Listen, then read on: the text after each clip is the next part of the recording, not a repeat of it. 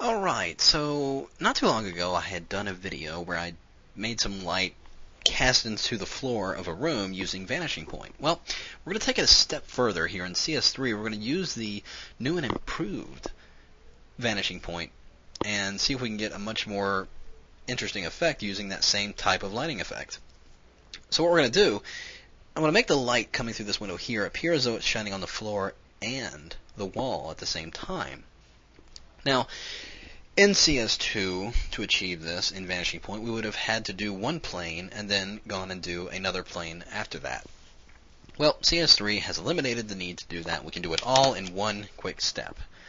So, what I'm going to do here is actually draw a selection using my elliptical marquee. But before I do that, let's create a new layer. Then, I'm going to draw that elliptical marquee just slightly bigger than the window itself. And we're going to fill that with white, which is set as my foreground color. So simply hit Option Delete or Alt Backspace on the PC. Deselect that, and on that layer we're going to go under Filter to Blur, Gaussian Blur, and we're going to give it a relatively soft blur, about a 3%. Let's actually make it about a 4. And we'll hit OK. And then I'm going to activate that layer as a selection by holding down my Command or Control key, clicking on that layer, and we're going to copy it to the clipboard. Copy. Deselect, turn off that layer, and now I'm going to create a new layer on top of that one. And now we're going to go inside Vanishing Point. Go under Filter, Vanishing Point. Now, I'm going to go ahead and start drawing my plane. I'm going to do the floor plane first, start in this corner here, drag this out, and just like that. Now the red line, of course, indicates that I'm not in accurate perspective just yet. Just move these little points around until we get our blue grid right there. Now, next thing I'm going to do, I'm going to draw the second plane, which will be the wall right here. And I'm going to hold down my Command key, click on this point right here, and begin dragging that one up. And it will go and it will line up right up to the top like that. There.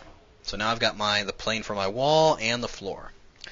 I'm going to do Command V to paste that object into my Vanishing Point window.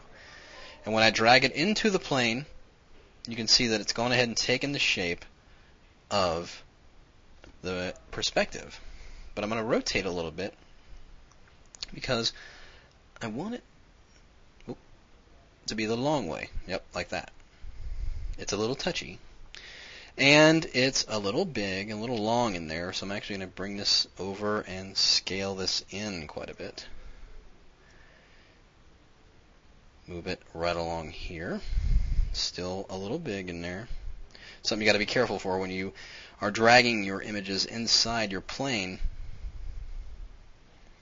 that you are careful about the size, because sometimes this thing will just jump right out there in the size, and you'll have to really search around for the edges so you can rescale it. So now that we're scaled down, I'm actually going to position this right about where it seems that the light would be coming through the window and hitting this area. I'm going to widen it just a little bit. And once that is all done, I hit OK. And there it is on its own layer into that window. And I'm simply going to change this layer's blending mode to soft light. So there, we have a subtle light coming through that window. Well, it's not entirely convincing just yet. We still need to add one more thing to make it look like that light's coming through the window, and that is basically the beams of light that you see that shine that light onto the wall. So, again, create a new layer, get my elliptical marquee, and I'm just going to draw just a big selection from top to bottom, not very wide, right about like that. And then I'm going to go over and get my gradient tool right here, making sure we're going from white to transparent, white being my foreground color. So white to transparent. Inside that selection, I'm going to hold down my Shift key and come in from the left side just a little bit, and then still holding down that Shift key coming in from the right, maybe just a little bit more, just like that. Deselect it. I'm going to double click on that layer, bring up my layer styles, and we're going to add an outer glow just to give it not so sharp an edge on there. And then we'll hit OK. So I'm just going to use the default glow in there. It's going to be good enough. Next, I'm going to add a layer mask to that layer, And again, with the gradient tool, going from black to transparent because we're on a layer mask this time. Coming in from the top, holding down that shift key, I'm just going to drag in a little bit. And then from the bottom, and there we have that. Now, with the layer itself selected, not the layer mask, I'm going to simply bring up my Control T or Command T to bring up my free transform, scale this in just a little bit, and then rotate it till it's in the approximate direction of the window.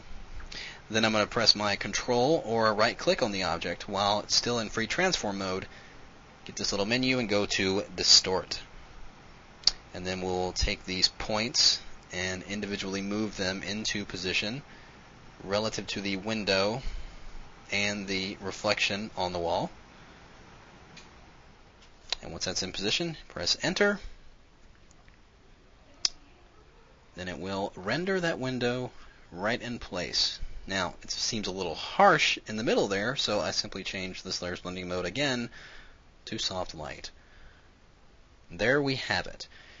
Gone ahead and taken the light coming through that window and put it on multiple planes using the new vanishing point here in CS3 and enhanced it with more beams coming through. And of course I can scale this in just a little bit more just to make it a little bit more accurate as far as the direction of the light.